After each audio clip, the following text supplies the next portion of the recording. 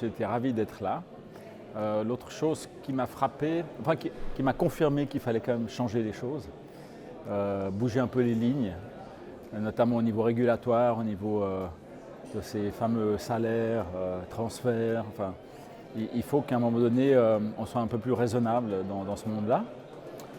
Parce qu'il y a beaucoup de choses qu'on peut améliorer tout en préservant, on va dire, l'essence même de ce que c'est tout ça. En fait, c'est un jeu, c'est le football.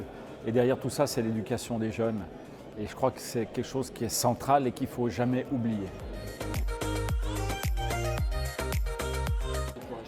C'est très intéressant de voir les différents points de vue, hein, notamment de l'UEFA. Il y a une complexité énorme, comme il l'a très bien dit. On ne peut pas prendre un paramètre comme ça, l'isoler, en prendre un autre. Il y a aussi beaucoup d'émotions parce que le football, c'est beaucoup d'émotions.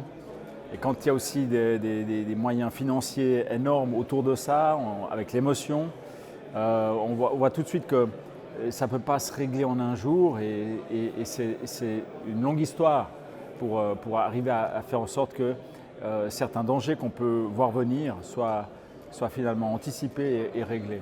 Et puis si on écoute bien les uns et les autres, finalement, il y a tout à prendre un petit peu, parce que je pense qu'il y a des choses très justes qui ont été dites, qu'on doit reprendre. Et puis, tout simplement, j'espère que ce genre de débat puisse se poursuivre à un haut niveau pour que finalement les choses se passent. Alors, le plan économique, ça va très bien, malgré le Covid.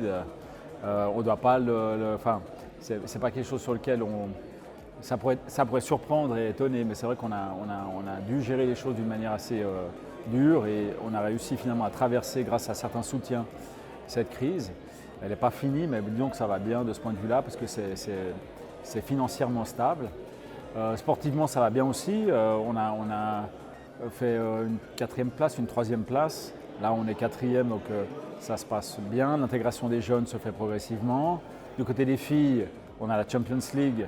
Le 6 octobre, on joue contre la Juventus. Donc là, on a aussi quelque chose d'incroyable qui se passe au niveau du football féminin.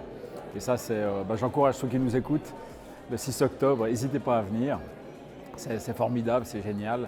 Et on espère avoir du monde à la Pride pour ce match contre la Juventus. Et puis l'académie, donc notre centre de formation qui est un des plus performants de Suisse. Là aussi, nous donne beaucoup de satisfaction avec des titres, avec des jeunes qui arrivent finalement à gravir les échelons et puis qui sont aux portes de la première équipe. Donc ça, c'est aussi extrêmement important et réjouissant par rapport à notre politique de club.